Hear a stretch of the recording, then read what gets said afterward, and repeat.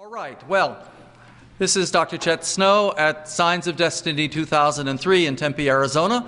We're continuing with our Sunday program, and this afternoon it is my great pleasure to introduce to you Jordan Maxwell.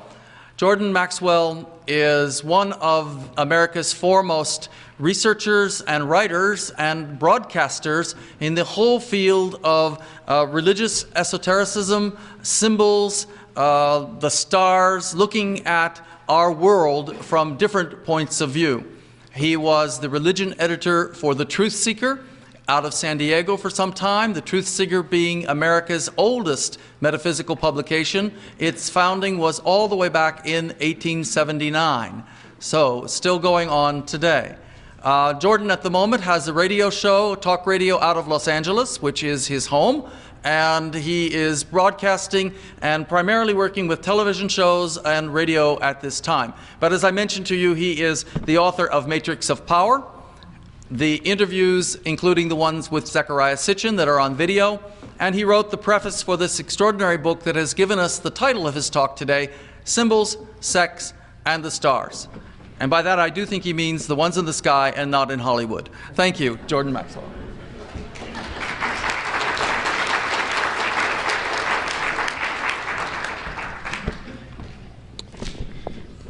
Thank you all. I want to thank Chet for having me here, and I appreciate the invitation. Before I begin tonight, I have a couple of announcements. First of all, I want to say I'm very honored to have in the audience Sir Lawrence Gardner. I have been impressed with his brilliance and his work, and I'm delighted to have him in my audience. Carry on, Lawrence. So anyway, many subjects have interested me in my life, but one of the high points of being able to travel and speak to audiences, one of the few things that I have gotten out of my life's experience is to meet interesting people. And I'd like to pay tribute to three people who have influenced my life greatly. Probably the most impressive man I have ever personally known and has impacted my life was Mr. Manly Palmer Hall. Manly P. Hall, if you do not know, is one of the most brilliant spiritual men that I have ever even read about.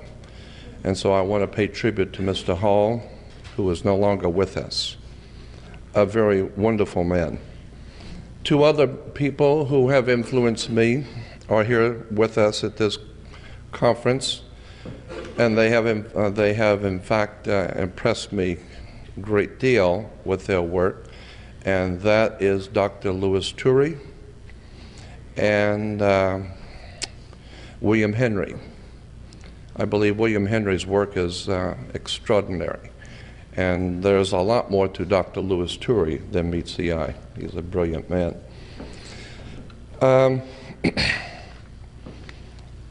Unfortunately, so many times that people in this country, especially in Western civilization, they use the term that America is a land of law.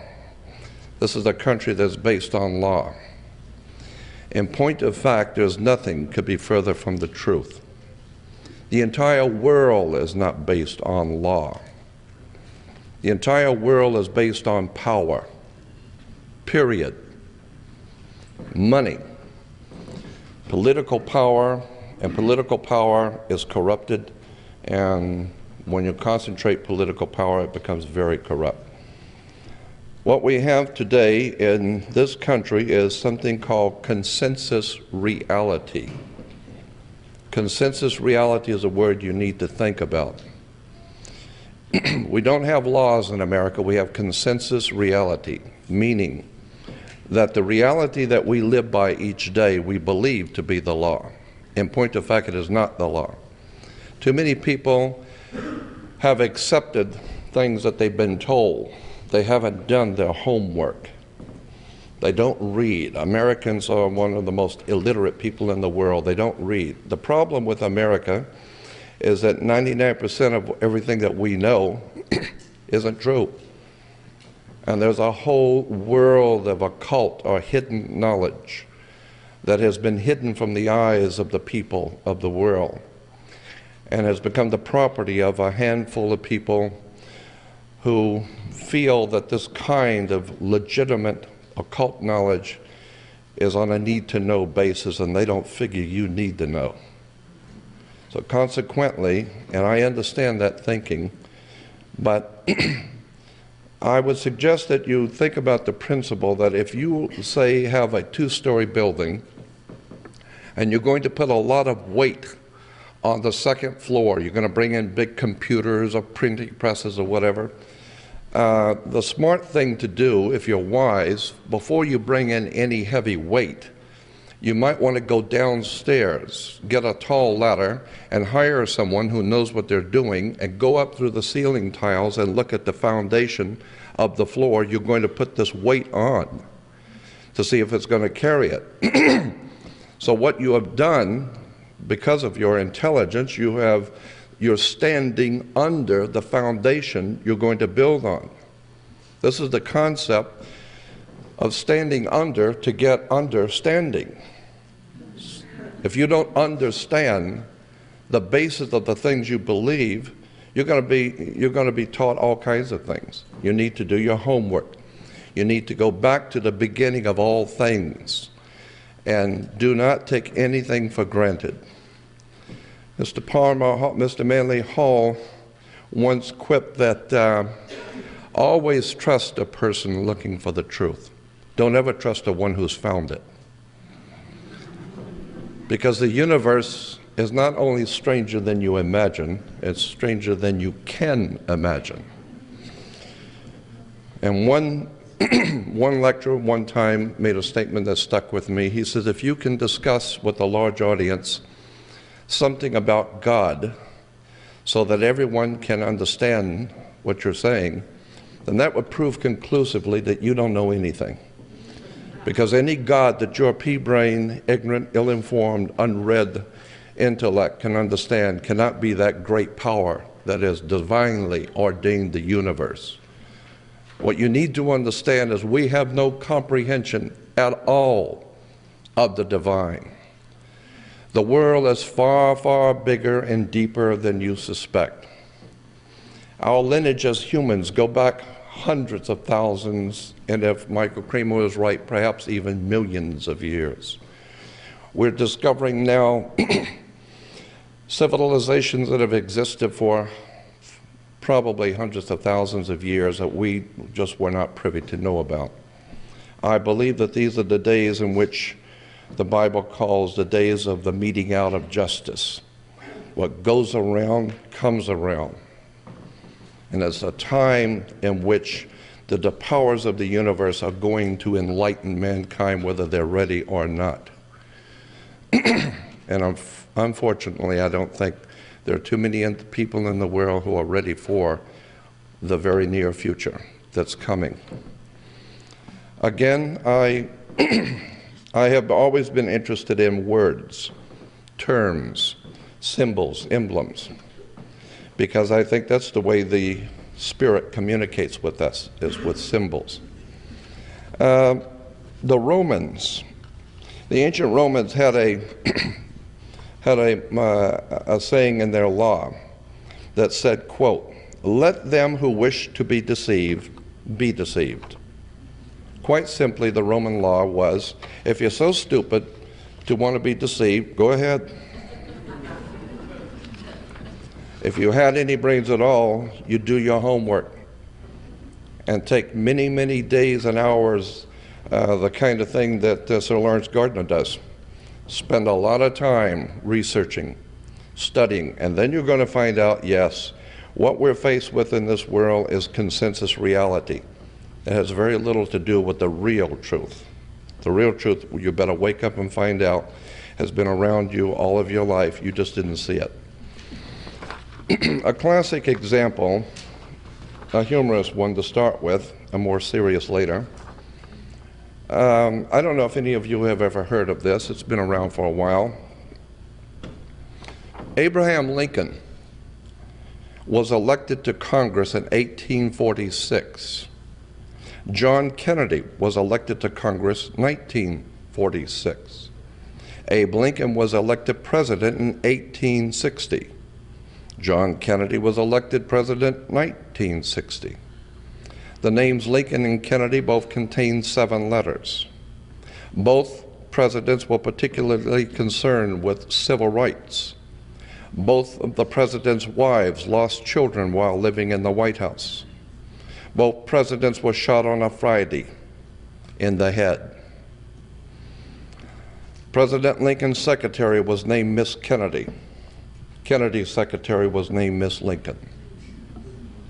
Both were assassinated by Southerners. Both were succeeded by Southerners. Andrew Johnson, who succeeded Lincoln, was born in 1808. Lyndon Johnson, who succeeded Kennedy, was born in 1908. John Wilkes Booth, who assassinated Lincoln, was born in 1839. Lee Harvey Oswald, who assassinated Kennedy, 1939. Both assassins were known by 3 names: John Wilkes Booth, Lee Harvey Oswald. Both names are comprised of 15 letters. President Lincoln was shot in a theater named Ford. Kennedy was shot in a car named Lincoln,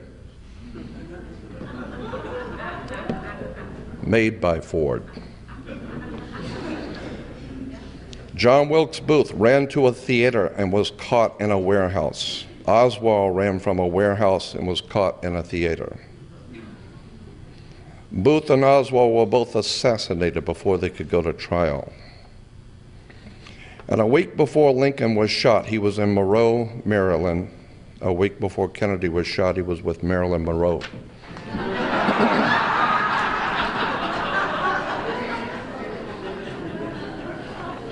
I read you that to impress upon your minds that there is an occult world going on around you. The men in power in this world that we live in are there by divine appointment. So when you hear the term the divine right of kings, you better look at that, because there is such a thing as a divine lineage going on throughout the world that most people just hear and have no comprehension of the implications of our governmental systems over the earth. I'm nowhere near being an authority on anything. I've never been the world's foremost authority on any subject. I feel that I am an ordinary man pursuing extraordinary knowledge. As ill-informed as I have been and am now, I'm smart enough to know that there is a God in the universe. There is a divine presence in the universe that men have called God. But I'm also very much aware that men's minds have misused and abused the Spirit. And the sacred will allow you to do whatever it is you're going to do, but there's a time that what goes around comes around. And I am warning my audience to keep in mind that there is a spiritual matrix, a dynamics that's at work in this world today, and there are events coming upon the inhabited earth that men are falling into heart attacks and traumas because they understand what is about to happen on the face of the earth. We are in some momentous times, and I believe the spirit of the God is operating in mankind today. What I'm saying is that we are in for some interesting times, because the powers that be on this earth are vying for power. And again, let's go back to the concept of words and terms and how they affect us. Let me give you an example. Corpus Juris Secundum is an encyclopedic set, huge, maybe 100 volumes or more, in our good law library. Corpus Juris Secundum is the complete restatement of the entire American law as reported in all cases. Anything that you would call American law is in Corpus Juris Secundum, period. Under attorney and client, Corpus Juris Secundum says, under the heading of attorney and client, an attorney has an obligation to the courts and to the government no less significant than his obligation to his clients. Thus, an attorney occupies a dual position that imposes dual obligations. His first duty is to the courts and to the government, and not to his client. And whatever duties his client may conflict with those he owes as an officer of the court, the former must yield to the latter. So if you hire an attorney and you don't like what's happening in the court, then you got nothing to say about it, period. A client is one who applies to an attorney or a lawyer or a counselor for advice in the direction of question of law. So if you hire an attorney, you will become known as a client. A client is also called, quote, a ward of the court, end quote, in regard to his relationship with his attorney. So if you hire an attorney, you're a client. And if you're a client, the law says you are a ward of the court. Why is this important? Because in Black's Law Dictionary it says a ward of the court is an infant or person of unsound mind. Basically meaning if you hire an attorney, you're an idiot. Why? Because if you had any sense, you wouldn't be in court to start with. Why do we have a court? You play basketball and tennis on a court. How do you play tennis on a court? With a racket. Why? The whole thing's a racket. You think they use these terms by chance? You better go back and do your homework. There's something bigger going on here.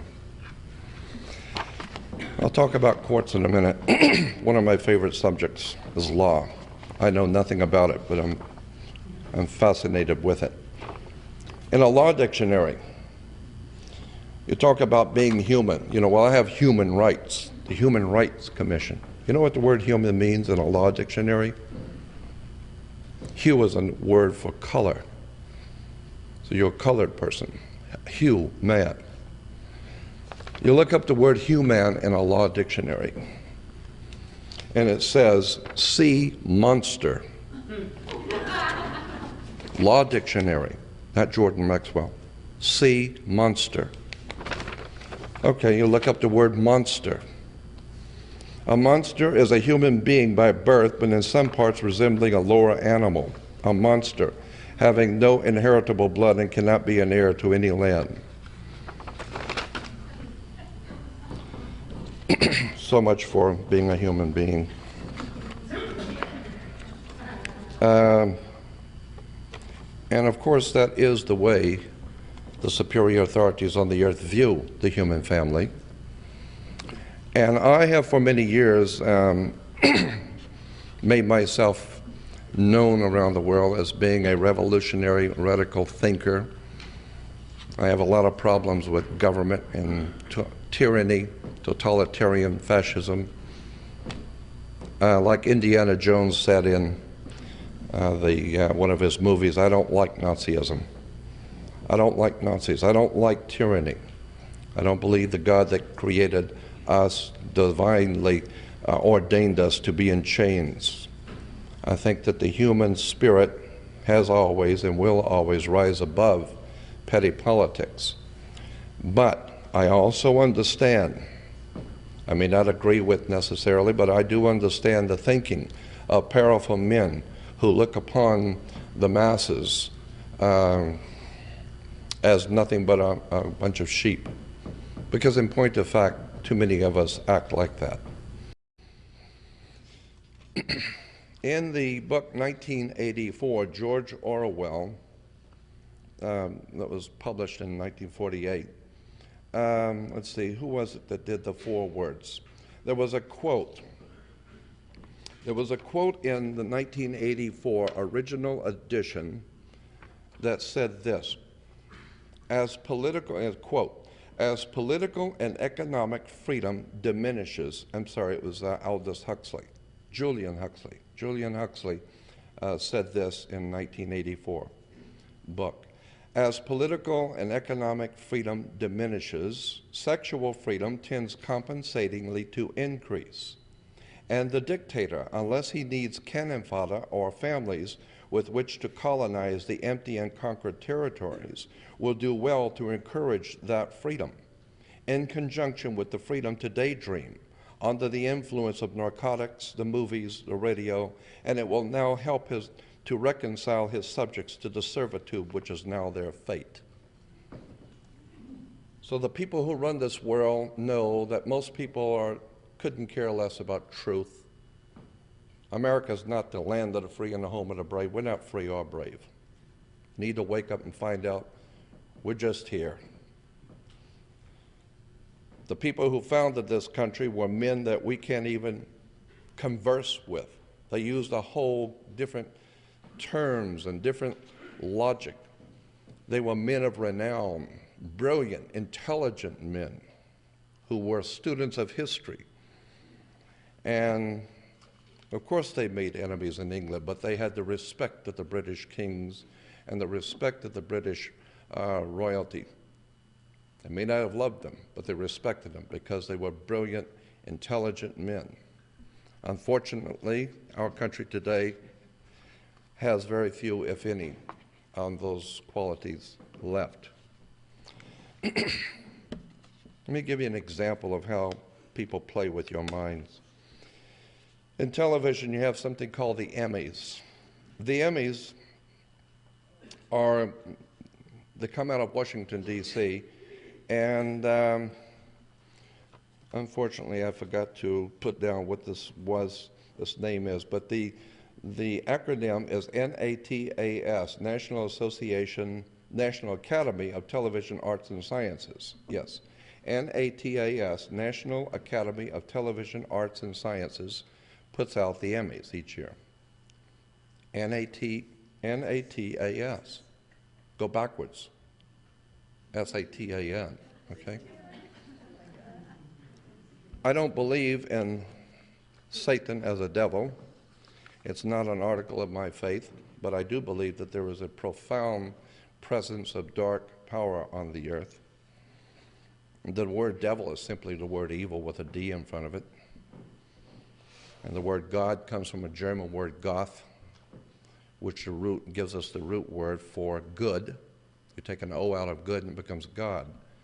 And God is good and devil is evil. You need to understand that words and terms are divinely put into a flow so that your mind can accept concepts. I don't accept anything. I want to know. Christians are called believers. I've often wondered, why would anyone call themselves a believer? I mean, if you are on death row, or if you are being tried for a capital crime, and your attorney is going through the different jurors, and they come across someone and they ask you, do you know anything about this case? And you say, oh yes, I already have decided this guy is guilty, and that's it. Well, they can't use you. Why? Well, because you're prejudiced. You haven't even heard the facts yet, and you've already decided. So consequently, you are a believer. You believe that the person is guilty, which obviously shows you do not have an open mind. You are not very well read, and consequently cannot be trusted to make any kind of a decision. And consequently, today, in religion throughout the world, unfortunately, they are believers. Why? Because they don't know anything. They're believers. Once you understand what words mean, the very word church is a classic example. We have Christians talking about Christ, having no idea in the world what the word Christ means. How would you know an antichrist if you don't even know what the word Christ means? Christ comes from a Greek word Christos, which gives us Pillsbury Crisco. Crisco is a cooking oil. That's what Christos or Christ means, oil. Therefore, Jesus the Christ is Jesus the oil, Jesus the Christos. The Christos, the oil, yes, because oil, you ask any Christian, why is Jesus called the Christ? They will tell you because he was the anointed.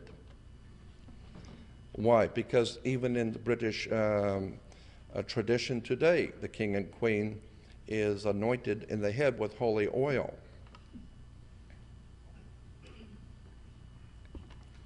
Interesting symbols, I suspect.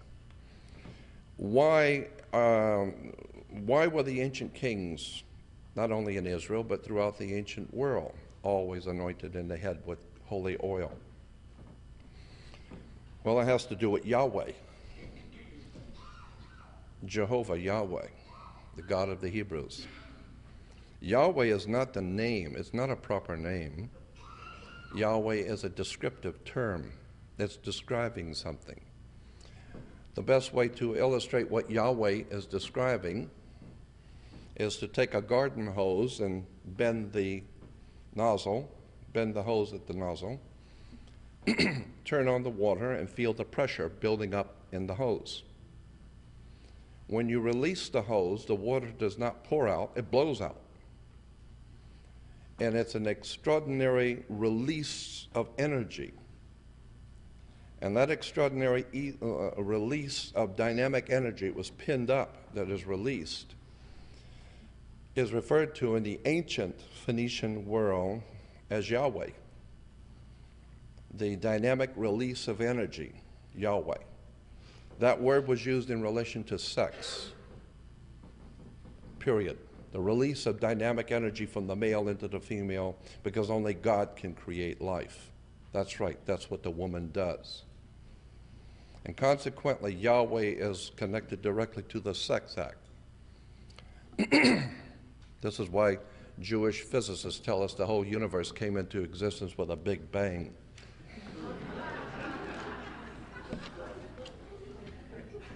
You need to do your homework on words and terms. You will find that there's an extraordinary ignorance among the people of this world in relation to theology and religion. I talked about the word church. A lot of people do not know that the word church, an English word, as a matter of fact, you might want to keep this in mind. Go to any good library and do a lot of reading in the Oxford Dictionary of the English language. Very important set of books. The word church, English word, goes back to a Scottish word, kirk. Kirk is church in Scottish, which is why you have a television show with Captain Kirk, the good ship Enterprise. That's what Kirk is, enterprise. Money, political power. The very word priest, well, let me finish with church, because there's more to it. Church goes back, as I said, to a Scottish word kirk, but kirk can be traced back to a Roman goddess named Circe. Circe in Rome can be traced back to a Greek goddess Circe. She was called Mother Circe. I'm not making this up. Mother Circe in the ancient Greek was known as an enchantress. She was able to hypnotize people, bring them into her house, turn them into pigs, and eat them, and live off of them. And this is what has happened today. Mother Circe, Mother Kirk, Mother Church has hypnotized nations and people that come into her house, turned them into animals to be used as cannon fodder for wars throughout the world, and live off of them. I had an FBI agent in 1989 called me from San Diego, and he said, "Jordan, this is a social call, not a business. I'm calling you to tell you that the FBI has been watching you for many years. We're following everything you say and do. But I want you to know, as a social call, that your government at this time," and that was in '89, "your government at this time does not consider you to be a threat.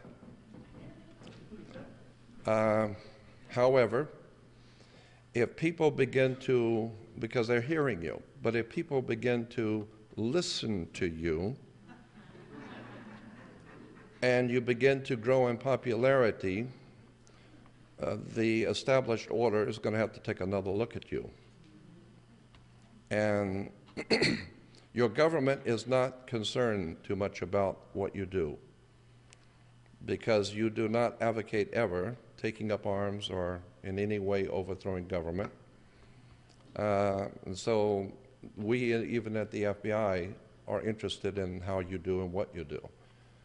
But he said to me, however, there will come a time that if you continue to expose the church, there will come a time when they will have had enough of you and they will deal with you. And his words to me were, the church in America, unfortunately in the rest of the world, is organized crime. At its highest levels, it is high politics, major money. And anytime you got major money and profound effect on masses of people, you've got to know you have organized crime. And then when you see the criminals, which you can watch on, they're not even criminals actually in America. We have dopes. And these dingbats who are on television, who are promoting their brand of Christianity, have no concept of the foundations of real Christianity. Unfortunately, they're making millions of dollars soaking the public because it's an entertainment affair. It has nothing to do with truth.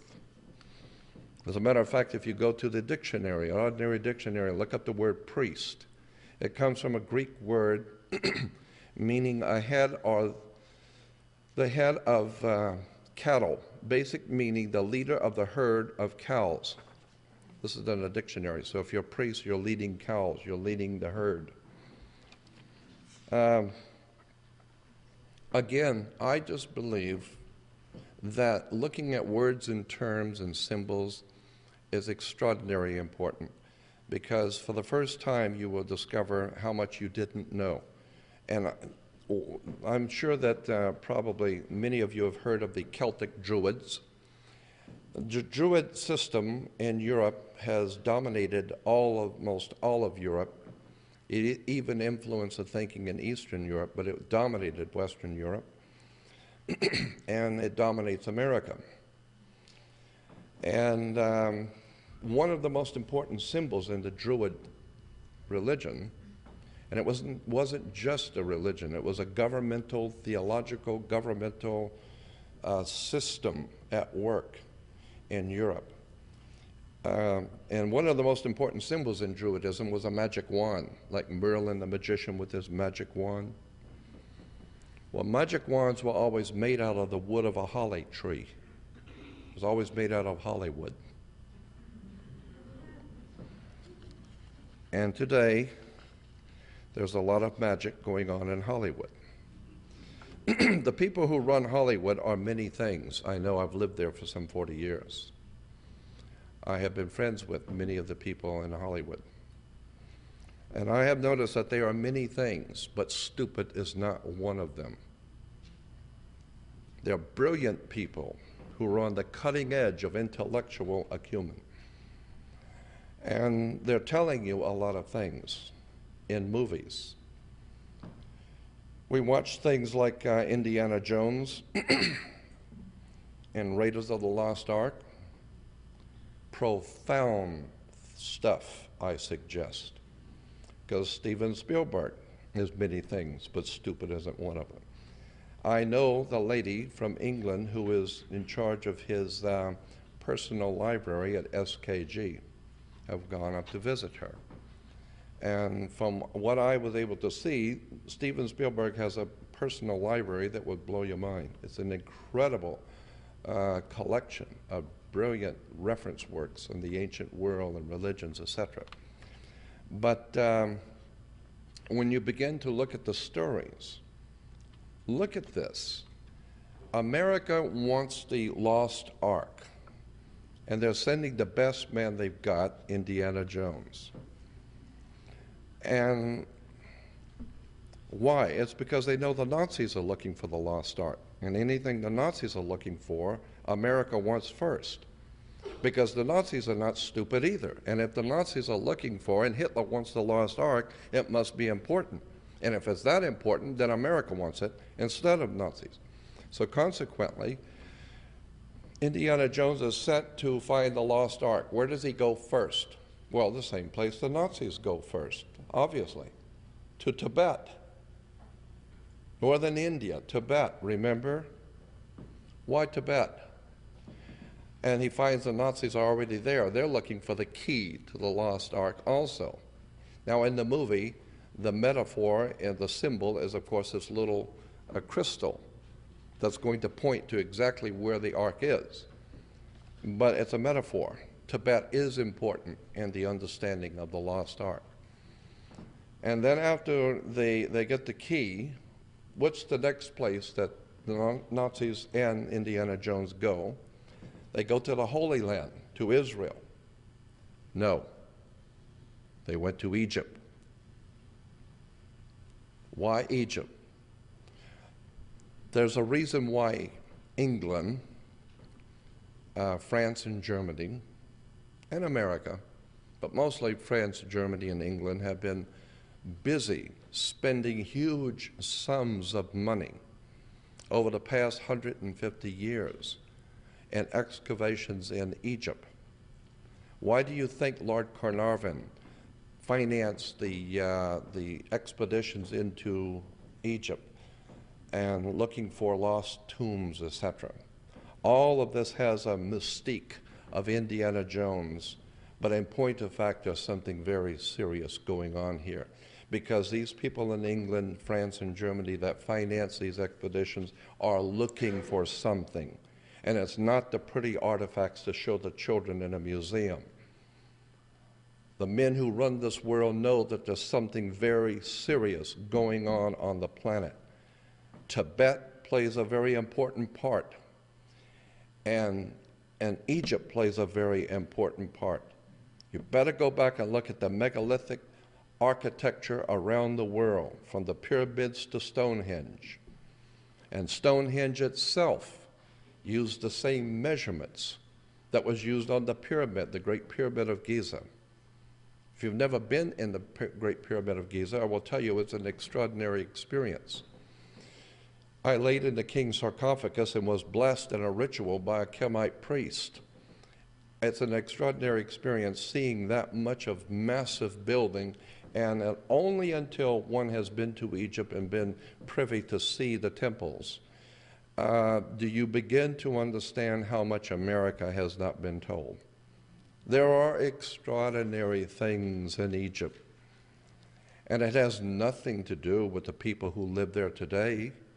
It has nothing to do with the Arab population that live there today. We're talking about ancient Egyptians, and we're not talking about 2,000 or 3,000 years ago. We're talking serious ancient. And when you begin to see the statues in the temples and the profound beauty and the dynamics of the architecture, one is struck with the overwhelming feeling of awe. This is the work of the gods. Well, I wouldn't be a bit surprised if they're here now with us. I'm totally convinced that when the Bible talks about, "Come, let us make man in our image, after our likeness," I talked to Rabbi, I'll not use his name, I talked to a rabbi as far back as 1965, 64, who at that time was the head of the American Rabbinical Association, some large organization in America of Jewish rabbis, and I asked him about that quote, "Come, let us make man in our image, after our likeness." And he said that there are many ways to read the Bible, of course, but a correct reading of that particular scripture in Genesis does not say God created man. As a matter of fact, the entire Old Testament does not say God created man. Period. But what it does say is, "Come, let us make man in our image, after our likeness." Not create man, man's already here. So it is a recreation of a creature which is indigenous here, which is already here, which implies someone had the power to intervene in our evolution. Someone from somewhere said, "Come, let us take the creatures which are here and elevate the entire species and let them ultimately be in our image, after our likeness." And then later on in Genesis, it goes on to say that here man has become as one of us. What do you mean, one of us? Knowing good and evil. I believe it is an article of my faith that for whatever you might wish to call these entities, the Bible refers to them as sons of God. Sons of God, incidentally, are not angels. You need to understand there's different words, and the reason why there are different words in the Bible because they mean different things. There's a world of difference between an angel and the sons of God and the watchers. These words are not there to fill out pages. They're telling me something. Angels are one thing. Sons of God are able, we're told, to materialize in human form and cobort with women and get them pregnant. It shows that plumbing worked. And consequently, if they're able to have offspring through women, I cannot imagine a woman being talked into bed by some hideous creature from another world, but I can believe she might be talked into bed by a very handsome, good-looking man who is not human. He just looks human. And you better go back and do your homework. This guy walks through walls. Consequently, I believe, as an article of my faith, that there are individuals on the earth today who are, for a lack of a better term, divinely ordained in their position of power. And I don't know if that makes me happy or not, but I'm smart enough to accept it and realize that, I guess for a lack of a better way of saying it, someone has to run the world. And if they are here and they have come here from another place and another time, they have extraordinary wisdom, power, and knowledge. And consequently, I don't see them, if this be true, this is just an article of my belief, but if this be true, that there are entities here who are not completely human, but who are a combination of the divine and human, then I see no problem with this. I accept that there are powers over us, and I think that they will reward you for your diligence and your intelligence. If you intend to be stupid, then let them. So consequently, I think that what's going on in the world today, and it's unfortunate because there's some very serious things happening in the world today, and I'm not sure where it's all going, but I am sure of one thing, that we are leaving an old dispensation, an old period of time, and we are entering a new dispensation, for a lack of a better term. We're entering into a new time on the evolution of man. I believe that man is not just evolving, mankind is mutating, I think is a better word. You might want to look up a word. I'm going to give you some terms to do some research on. Look up the word new man, N-E-W-M-A-N, the new man. This is why certain names like Paul Newman or Harry Friedman or Harry Freeman. Free man implies that you were born to a family who are considered free, so therefore your last name is Freeman. Or if you were born into a slave family and have obtained your freedom, you become Harry Friedman. If you are now a part of the mutation of the human family into what is called the new man, you can have a name like Harry Newman, okay? New man. Adolf Hitler talked about the new man. You need to look at that word and the terms and the implications thereof. I believe that the church and religion in general in the Western world, which is to say Judaism and Christianity, have given to the world much good and has been beneficial. But like any and all technologies and thinking, it has also brought with it many things which have hurt the human family. And so I think that this is why the human family is being mutated. I think we're being brought into a new world that you are not going to recognize in the next 20 to 50 years. I think this is going to be necessary because the way we're going now, our world is out of control. The violence and the hatred among peoples is going to have to be done away with. We're going to have to do something about the facts of life. And the facts of life is that other people are on this earth and you didn't put them there. Other people are on this earth because the God who created life has allowed all of us to be here, and somewhere along the line there's got to be order on this planet. And I believe that there are certain individuals are ordained to make sure that happens. So I don't have any problem with power. I have problems with people who misuse power. But those people who have the power to do something for the good of mankind, I am sure that they are working around the clock, taking care of their business. Again, I go back to the concept of consensus reality. Don't ever just accept anything on its face. First of all, I have no, and let me say this publicly, I have no respect for the skeptic society, period. Because I don't like religion, period. I'm interested in truth. And anyone who gets paid, financially gets paid to be a skeptic doesn't impress me. People who call themselves scientists and they're doctors, they have PhDs, that doesn't impress me either. All of Hitler's top Nazis were all doctors, PhDs. Dr. Mengele, who murdered children. So I'm not impressed with doctors. I'm not impressed with government. I'm not impressed with mankind. I'm impressed with the foundations, the ancient foundations of the human family and where we're going as a species on this earth.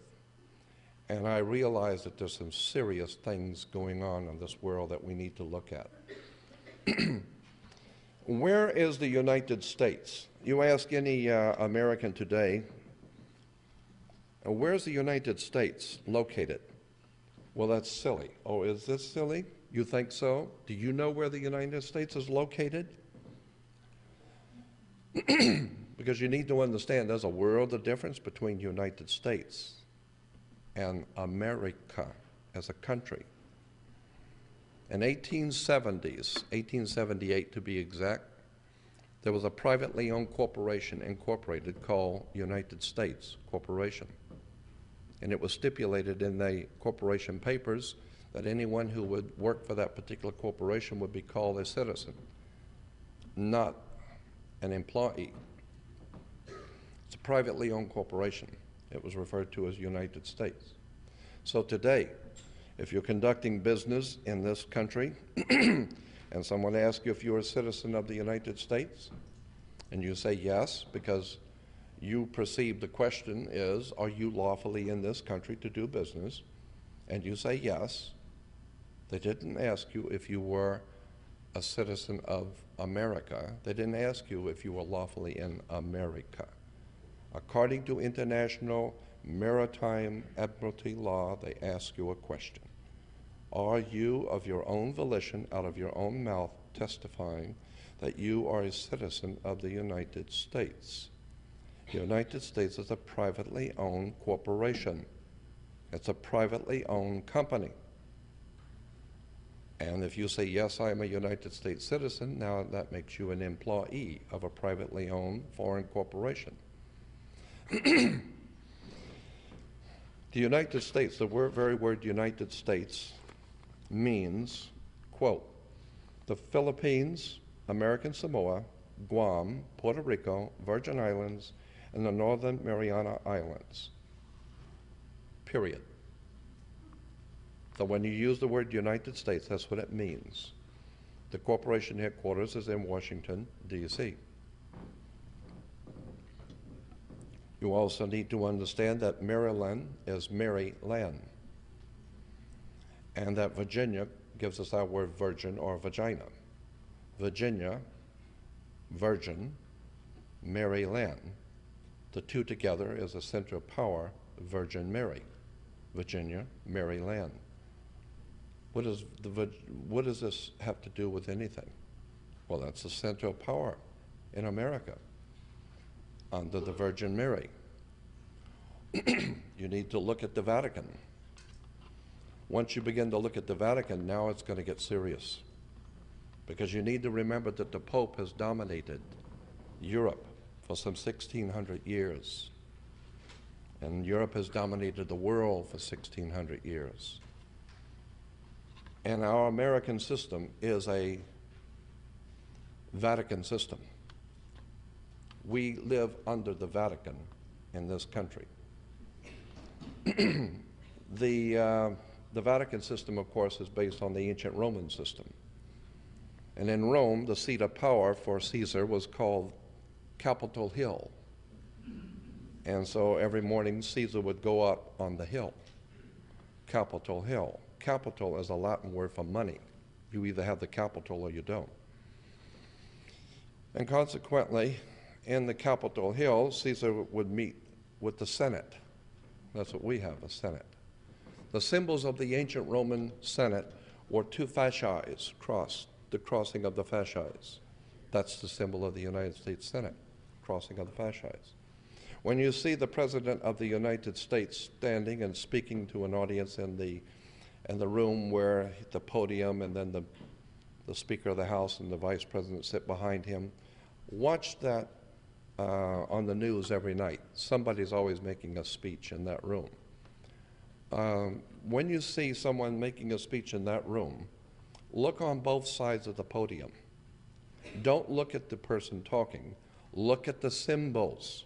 For many will look with their eyes but not see, and will listen with their ears but not hear, and with the heart not get the sense of it. You need to open your eyes and look at the symbols on both sides of the podium, which is about an 8 or 9 foot high fascia, called a fascia, a bundle of sticks with a hatchet head, the symbol of royal power in Rome. Our system is under Rome. Doesn't matter what you think of the Roman Catholic Church. It doesn't matter what you think of the religion of the Roman Catholic Church. All you need to know is your country is dominated by the Pope, period. You've got a problem with that? Consequently, when you begin to look at this way our government operates and the words that are used and the symbols, you begin to see that the most powerful law in the world, and let me explain to you this.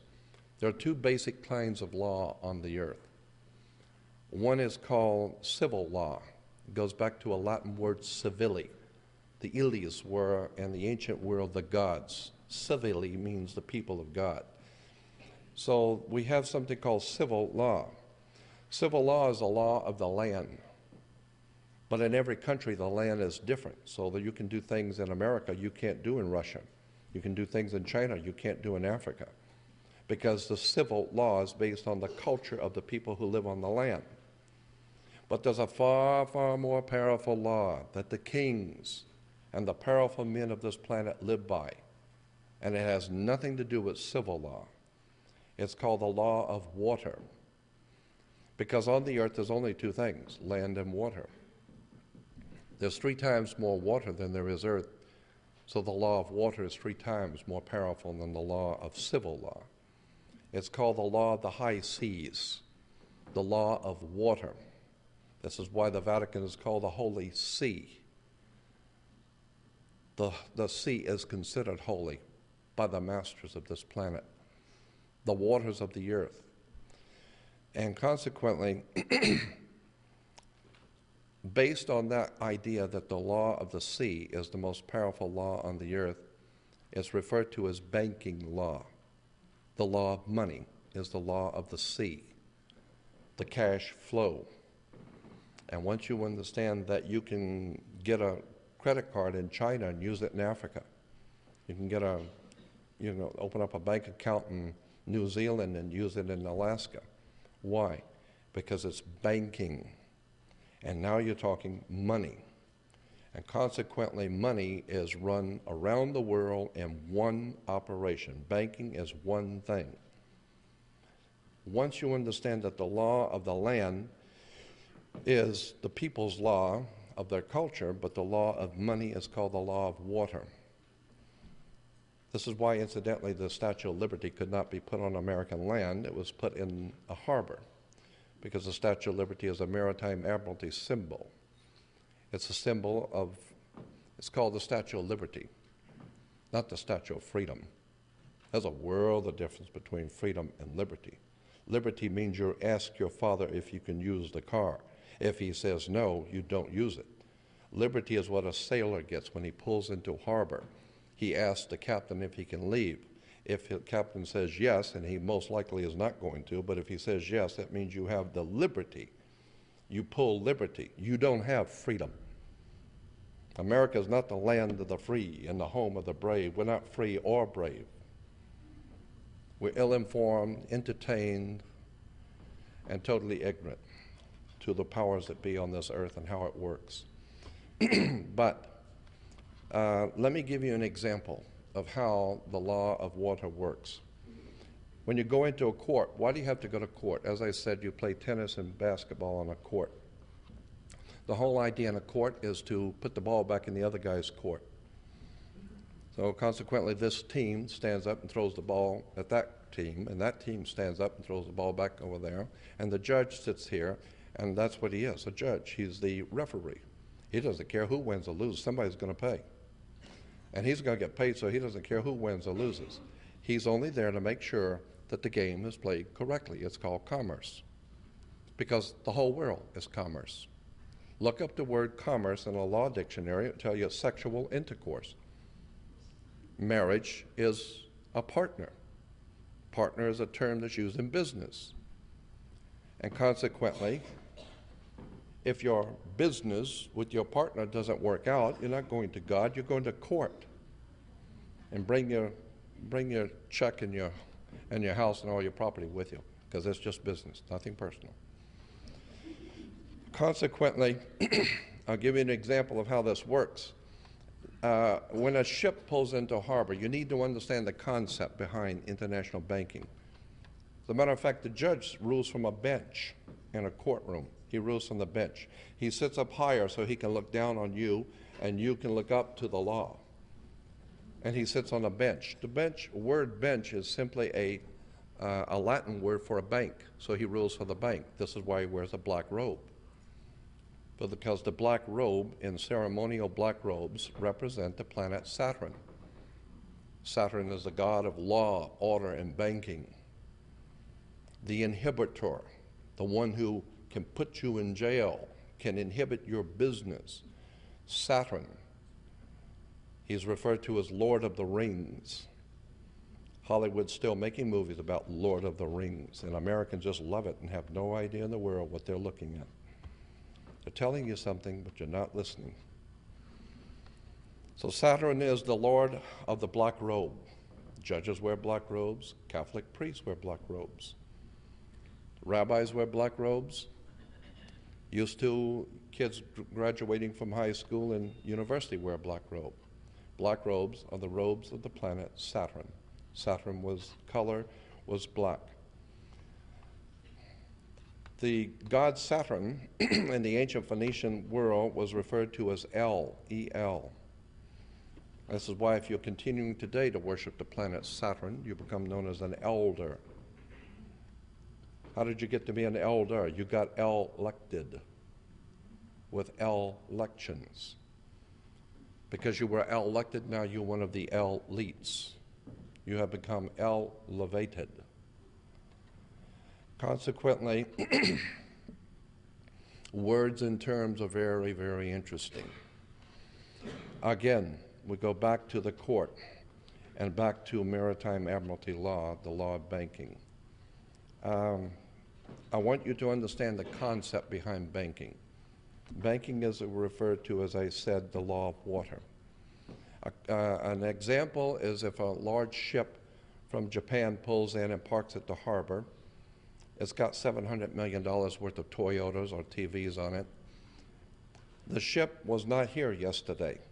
It has come this morning, so it has manifested. So every single piece on that ship that's going to make money for somebody has to be accounted for. So the captain, which represents capital, money, the captain has to report to the port authorities all of the vital signs on every single thing sold and brought into this country. Is it a 4-door, 2-door? Does it have air conditioning, 6-cylinder, what? Every single piece has to have what is called a certificate of manifest, because it wasn't here yesterday, it's manifested. So you have to have a certificate of manifest with all the vital signs on it. Why? Because it's money, and it has to be kept track of. And when the ship pulls in and parks, it sits in its berth. All ships are referred to as she. There's a reason why. The ship sits in her berth, and it's tied to the dock. Consequently, these items are coming in on water. Money is changing hands. Maritime admiralty, banking, law.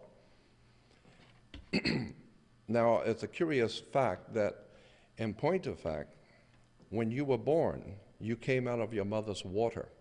Her water broke. You came down the birth canal. And when her water broke, you came out and you were birthed, because the ship sits in her berth. It's birthing a ship. And consequently, you have to have a birth certificate. And if you're taking a car off the ship and it drops and falls, now you've lost money. But that's all right, because the system allows for breakage. So you have to have a death certificate signed by the dock. The dock has to sign your death certificate, right? So you need to understand that you are a maritime admiralty product. You came out of your mother's water. You are a human resource. You need to understand the way banking and world government works. Again, I don't have any problem with this, because there's no need to have a problem with it. This is the way the world has worked for at least 6,000 or more years. All I'm saying is that when you need to understand that words and terms and symbols are used in religion, churches. Why do you have Jews going to synagogue? In this country, it's spelled S-Y-N-A, synagogue. No, that's incorrect. In Israel, it's spelled correctly, S-I-N-A. In the ancient world, in Arabia, there was a mountain called the Mountain of the Moon, a mountain of the moon god. Even in Africa today, in Uganda, there's a mountain of the moon. The moon god in Arabia was called Sin, S-I-N. You can look that up in an encyclopedia. S-I-N was not doing something evil. It was the name of a god, the god of the moon, Sin. In the ancient Arabic language, Ai was a mountain. You put the two together, as the god of the mountain was Sin Ai, or Sinai. Mount Sinai is the god of the mountain, the moon god. This is why Moses was a leader of a lunar cult. In the Vatican and throughout Europe, Moses is pictured in sculpture and paintings with horns. These were the lunar horns. It's because the Jews celebrate their holy days after sundown. Well, of course, that's when the moon comes out. And consequently, the Bible even starts off in Genesis. This was the evening and the morning. So days are counted in the Jewish tradition from the evening to evening. Why? Because of Sin, Ai, or the god of the moon. Fascinating use of terms and words, as I said. You need to understand that once you begin to see how the laws and regulations of the world are put into place, the implication of the theological foundations of the world are so profoundly deep, go back so far into ancient history. You need to understand that the concepts in our mind of religion actually need to be, you need to define the terms where these things come from. Let's go back for a few moments to the Raiders of the Lost Ark. Again, why were the Nazis looking for the Lost Ark? Also, I don't know if any of you caught this in Indiana Jones, but there was a Frenchman leading the Nazis in their pursuit of the lost ark. What was this Frenchman all about? Why was he the authority and the Nazis were following him? Well, it has to do with something called the French Grand Orient Temple Masonry. It has to do with the French are not stupid either. As a matter of fact, France is probably the depository, the largest depository of the occult literature of the world in the Louvre Museum. The French have been for many, many centuries on top of the world of the occult, use of power, words and terms. This is why the French language has been the diplomatic language of use throughout the world. There's something going on in France. Paris is called the City of Lights. Paris comes from Paris, par-Isis. Par-Isis becomes Paris, the City of Lights, the illumination, intellectual, spiritual illumination. So again, Indiana Jones, why are the Nazis looking for the lost ark?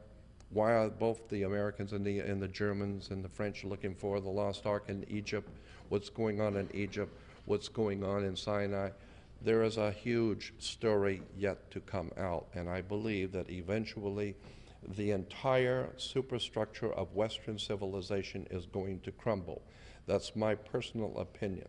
I believe the entire superstructure of religio-political thinking is going to mutate rather soon, and no one is going to be able to do anything about it, because there is, as I said before, a God force that is operating in the universe, and it has its own agenda.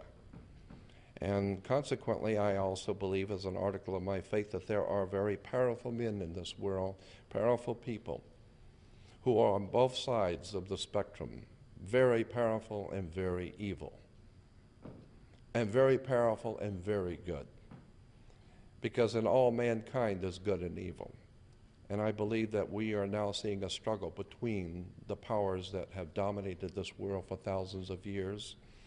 And I think that if you're going to be of any value to the human family, you had better start educating yourself to the spiritual implications and the spiritual dynamics of world politics. Who are you and where did you come from and why are you here?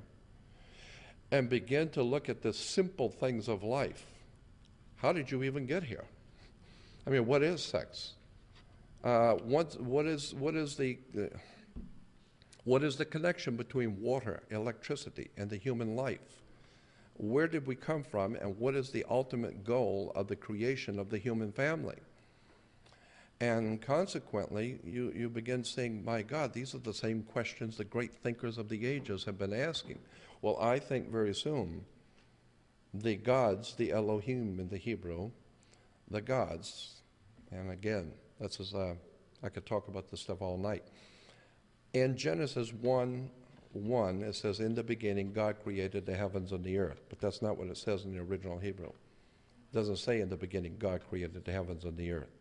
It says in the beginning, Elohim created the heavens and the earth. Elohim is plural.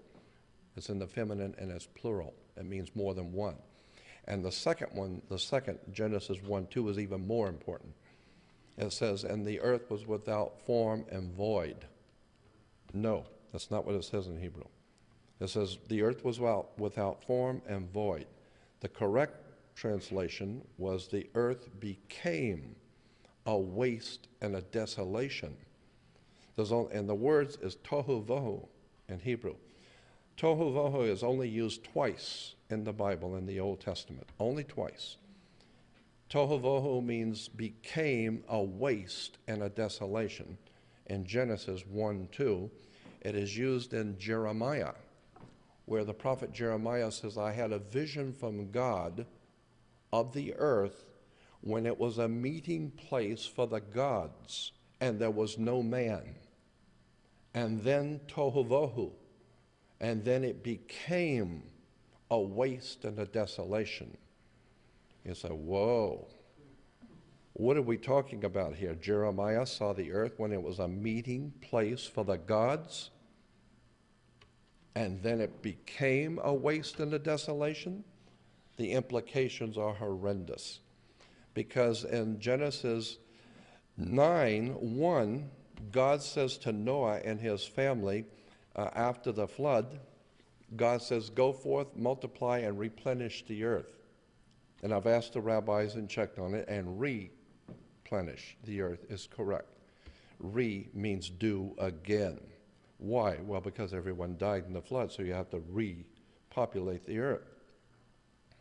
But go back to Genesis 2:28, where God is creating Adam and Eve, and he says the same exact words, go forth, multiply, and replenish the earth. Do it again. So what we're talking about is the same thing Jeremiah is talking about. Jeremiah says, I saw in a vision the earth when it was a meeting place for the gods, and then it became a waste and a desolation. I believe that there is no doubt in my mind that this world has been inhabited for perhaps millions of years. And the powers that be on this earth are connected to that lineage, going back thousands and thousands of years into a world that you have never known. And somewhere along the line, I believe those powers are going to make themselves known to us. And when that happens, it's going to be an awesome event. Because the way these entities, for lack of a better term, the way these gods work is that they're very slow. They're in no hurry. When you're in control, there is no need to be in a hurry. You don't have to impress anyone or show anyone anything. When you get ready to move, the world will know it. And I believe that this is exactly what is coming now. I believe we're getting ready to see the powers of this world shaken. The prophecies in the Bible are merely one of the many different prophecies. The Aztecs, the Mayas, the Toltecs of the Incas. My God, all over the world, the ancient texts have told us there's going to come a time when, in our language, in America, we would say, what goes around comes around. And I believe that the divine presence in the universe, these entities that the Hebrews have called the Elohim, the gods, I believe they're going to very soon make their presence known. I think that Hollywood has known that. I think that even the concepts that are given to us in the motion pictures and science fiction movies are trying to tell you something. I think that Area 51, May 1st, May Day, 5/1.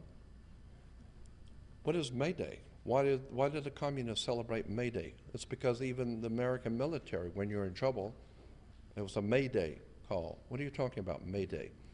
You better go back and look at symbols. You better go back and look at the words and terms on which this whole world is based. I think we're getting ready for a time in which the mutation of the human family is going to be orchestrated by the powers that have brought us here to start with. And we're going to come face to face with the gods. We're going to come face to face, there's no doubt in my mind, with a presence that is going to be overwhelming. I had such an experience. I had an epiphany of my own. I was out on the desert with two of my friends north of Area 51, and it was about 1 o'clock in the morning, and it was totally overcast. Couldn't see anything. Turned the lights off in the car, and it's totally dark. We're 155 miles north of Las Vegas, 1 o'clock in the morning, out in the middle of nowhere.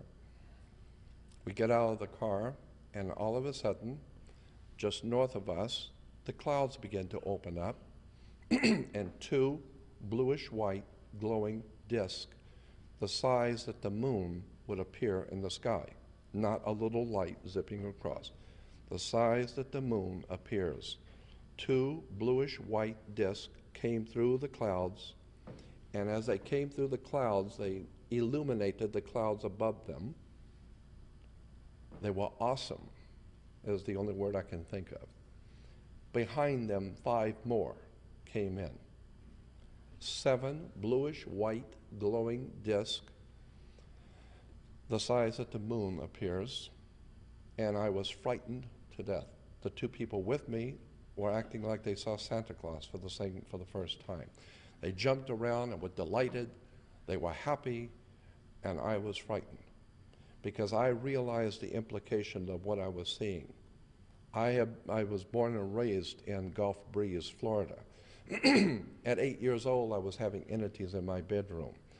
My whole life has been filled with other world experiences, but I have never personally been involved in anything like this. Spirits in my bedroom are one thing. This was frightening.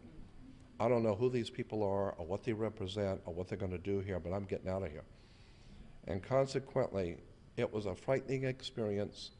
7 bluish-white discs hovered over us and began to maneuver around, and I believe that this was given to us as a prelude to something which is coming. So when I'm asked, do you believe in UFOs, I can answer truthfully, no. I don't need to. I've seen them. I've had too many experiences, as I said, from my childhood of 8 years old on up. I've had other world experiences. I've been involved in very strange and occult things which have happened, which are frightening. And that's why I have a legitimate fear of power. And that's why I don't mind submitting to people who are more powerful than I. I have no problem with that. I've even said to the gods that I'm willing to do whatever I'm supposed to do, but please don't abduct me. I don't want to go anywhere, and I don't want to wake up with something in my bedroom I can't handle. Don't frighten me. Don't frighten me. If I am to do something, then give me the work I am to do and show me what I am to do, and I will do the best to fulfill what my destiny is. But don't frighten me, because I am very frightened. I'm very, very fearful of the powers that rule this world, because they have the power of life and death in their hands. And I believe that they are picking individual people today according to their own design, according to their own agenda. And they are picking individuals today to help enlighten the whole human family. Because when they begin to make their move, they care nothing for what your views of anything are. They don't care what you think. They don't care how you view anything. You can have your own views of God. It doesn't matter. They're in charge. They've always been in charge. And when they get ready to make their move, you're going to know that what you thought was true wasn't true. And that's why when people say, well, all of this stuff about UFOs and extraterrestrials and paranormal is a bunch of bull, I always answer, you're probably right. You better hope to hell you're right. Because if you're wrong and you made a miscalculation and this world is inhabited by powers that are unseen, you better find out if that's true, and if it is, you better get in tune with it, because it's going to make its move soon. And I am so convinced, beyond a shadow of a doubt, that we are in a time in which the human family, again, is going to mutate. It's going to come face to face with the powers that be. And there's going to be a change in the affairs of mankind. And I am frightened because of the implications of this, because we're not ready. We're not a very well-read people. We're not very open-minded. I remember, I don't even know if I brought this out before, but I'm reminded of a quote that says, always trust a person looking for the truth. Don't ever trust the one who's found it. Again, there is something going on. There is a profound significance to the people who are on the cutting edge of intellectual achievement today. The work of people like, the writers and the authors and some of the people that are here today are on the cutting edge of a whole new technology of science, a whole new technology of power, and I do believe that individuals have been chosen to help the rest of the human family to progress and wake up and prepare yourself for what's coming. Because there's no doubt in my mind, we're not going to continue the way we're going. We don't deserve freedom. We don't deserve to be treated as spiritual beings because we haven't acted like it. So, in concluding, I would like to say that one of the people I have had the pleasure of being in the company was Zachariah Sitchin. And Zach and I have talked about these things many, many times in private. I actually had a business deal with Zachariah. I wanted to do a 13-week mini-series with him. And he was all for it, and we halfway through the project and it fell through. But Zachariah is a very dear friend, and I did a private interview with Zachariah Sitchin. I said, Zach, I want to ask you my kind of questions. And so he agreed. And so I'm now making it available, a private interview that I did with Zachariah Sitchin. Again, I want to thank all of you for listening to me. I do tend to ramble, but the reason why is because my interests are so varied. I'm fascinated by law, money, government, religion, theology, symbols, emblems, national coats of arms, flags, harlotry, seals. I am fascinated with the world of the occult, the mystical world of power that has been around us from day one, and I think the human family is finally being brought into a position where we're going to see these things for the first time and appreciate the powers that be over us. And I want to thank you for being with me.